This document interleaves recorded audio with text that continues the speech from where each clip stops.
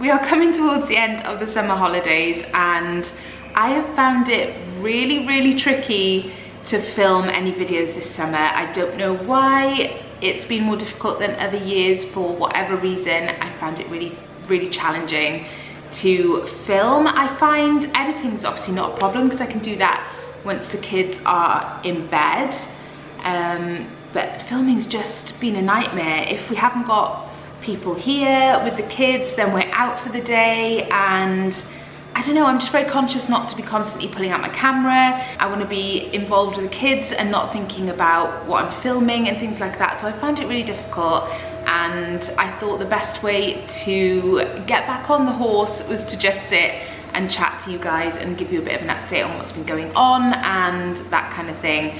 Please excuse the sound of my washing machine in the background and the dishwasher when the washing machine stops, because that has also been a permanent fixture for the past 5.5 weeks. So where shall I start? I guess the last thing I posted on my channel was a little vlog introducing our new addition to the family, which is our puppy Boo. If you haven't seen that video, I will link it for you so you can go back and watch it. But we have had her now since, I think it was a week before the summer holidays started, so we've had her a while, and she's brilliant. She's huge. She's growing by the second. Every time we come down in the morning to say good morning to her, she seems to have doubled in size. She's massive. If you haven't seen the video that I filmed about her, she's a cross breed Newfoundland, so she's a Newfoundland cross with a St. Bernard, and I don't know, I can't tell at the moment if she's more like a Newfoundland or a St. Bernard. I think she's more Newfie than St. Bernard. But there are certain things about her that remind me more of a St. Bernard. So she's definitely got the fluffy hair of a Newfoundland. She's going to be a big girl. She's just lovely so far. She's been really good. She gets quite overexcited sometimes. She has like a funny 5 minutes twice a day, once sort of mid-morning and once around tea time. It's usually just before she has a meal and goes for a walk. She doesn't need a great deal of exercise. She is quite happy with a couple of relatively short walks a day. You're not supposed to over exercise the breed because they are such fast growing large dogs. It can actually cause problems with their joints and things if they're over exercised as they're growing. So we have to be quite careful not to overexert her. But she can certainly have a good play and a run around and enjoys a nice walk. She loves the beach. We've taken her to swim in the sea once or twice, which she loves. She's a bit cautious about going in too deep, but she will definitely enjoy a paddle and chases the waves and things, which is really cute. The main focus for us with training and things has obviously, apart from toilet training, has been not jumping up because she's quite a big, she's already big. If I can insert a clip to show you how big she is in comparison to the kids, I will. But she is already quite a chunky panda, and we were very keen to stop her from jumping up. When we first brought her home, she was very much jumping up when anyone came into the room and excited to see them, and just quite often would do that, and we wanted to make sure from a really early stage that we trained her not to do that, because obviously now she's the size she is, and certainly when she's bigger, she is quite intimidating when she jumps up at you on her hind legs, and obviously she's strong, so what we didn't want is her knocking over the kids or any guests to the house. She seems to have really got it and doesn't jump up. She's brilliant around Marnie. She just kind of follows her around it like the best of friends. She was at one stage jumping up on Aiden quite a lot because he was raising his arms, and then she would jump up to kind of see what he was doing and what was in his hands. So we've had to teach him not to do that kind of thing as well, and now that has stopped. The only person she still jumps up at is Dylan, because he is playtime to Boo. She just loves to chase him and play with him, so we're trying to like stop that as well, because if she thinks it's okay to jump up on one person, then it's going to be confusing for her why she can't jump up on others. So that is where we are with training at the moment. We haven't taken her to any formal puppy training or anything. I do have her name down though on a list with the Dogs Trust dog training like school, so we will do that. She is great with other dogs. She is really friendly, she's not nervous of them. She doesn't seem to be nervous of much. The only thing she doesn't like is being left on her own. She's been great overnight actually. She sleeps pretty well. She wakes, I think around 6, Dan gets up to sort her out in the morning, but I think it's usually around 6 o'clock. Accident wise, toilet training wise, she's been really good. I hope you're interested in all this, by the way. Perhaps skip ahead if you're not interested in puppy updates, but for those of you who are, yeah, it's been a positive experience so far. It's been a long time since we had a puppy, so it's a big learning curve, and yeah, especially when we had a puppy the first time, we didn't have kids, so it's a completely different kettle of fish having 4 kids and a puppy in the house. And so far so good, I'm pleased to say, because there was a few moments a couple of weeks in where I thought, oh my god, this is actually going to be a lot harder than I thought, but no, it's been really good so far. She's a lovely girl. She's happy if she's around us. The breed is known for being very loyal, family friendly, good companions. They just love to be around their family and the rest of their pack, and as long as they can be near to you, then they're happy and content. So that seems certainly to be what she's like at the moment. So I don't think there's a great deal else I can tell you about Boo. I will probably do, I was thinking whether it would be interesting to do a, I don't want to say advice because I'm not an expert, but like our experience of getting a puppy when you've got kids of a young age and tweens as well. If that's something you think you'd find interesting, or you think I should just do anyway, then let me know.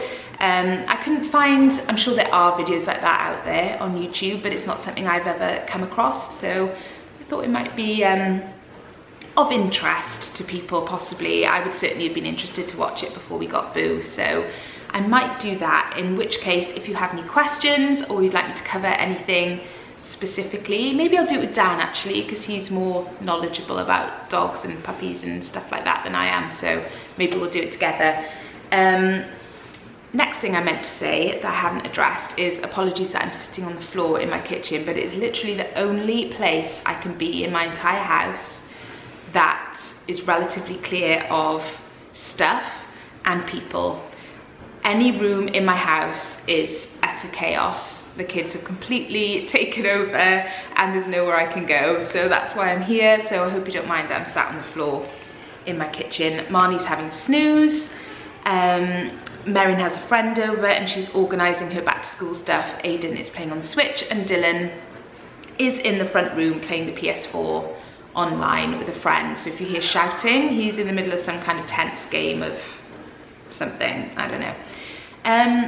So what else have we been up to? Summer's been great. We haven't been anywhere, we haven't been away. We are planning a camping trip this weekend. We've actually had 2 camping trips booked over the summer that we've had to cancel because of either the weather or something else has come up, like Dan's work-wise. So we've had to cancel 2 trips, which has been really upsetting. Well, not upsetting, disappointing, I suppose is the better word. So yeah, we have one booked for this weekend. The weather's not looking great, but I think it's going to be dry enough to go. And I would love to just get one camping trip done this summer. We usually go 3 or 4 times, so I'll be really sad if we don't get to go at least once. We are going away in the October half term, so we've got that to look forward to. But I just feel like it'd be a nice way to end the summer holidays before the kids go back to school.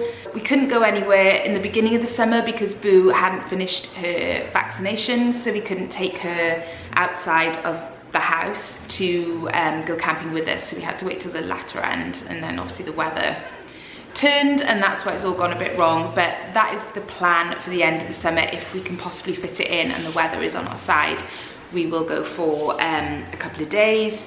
Other than that, we have been quite chilled. We've been to the beach a lot when the weather's been good. We've had a couple of really nice days at the beach, actually, having a barbecue and just chilling. That's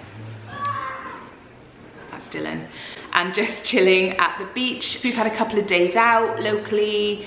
And yeah, it's been quite nice. We've had some friends over. I feel like it's gone really, really quickly this year. And I say it every year. And even though I'm looking forward to getting back into a routine and just getting a bit more organised and reclaiming the house and tidying up, I can't wait to do all of that. But I always feel really sad when it gets to this part of the summer because I will miss them loads. As noisy as they are and as much as they bicker, it's just lovely having them around, and they all love to be together. And yeah, it's kind of mixed emotions at the end of the summer holidays. But Merrin is very excited because she's starting her high school now in September, or next week, and she's just really raring to go. She's organising all of her stationery actually upstairs with her friend at the moment. They're sorting out their folders and their pencil cases and all of that stuff. So she's really in the right frame of mind and has the right attitude, and I just can't wait. I'm really excited for her. I think she's going to love it. We've got all the uniform and all that jazz. Dylan's going into year 8 and he's looking forward to it. I think he really enjoyed his first year of high school. Actually, that's another video I was thinking of making, was like a year on, how I and Dylan feel kind of going from year 7 to year 8, and just reassuring for those of you who have kids going into year 7 now and are perhaps feeling a bit anxious about it like I did this time last year. So maybe that's another one I'll add to my list.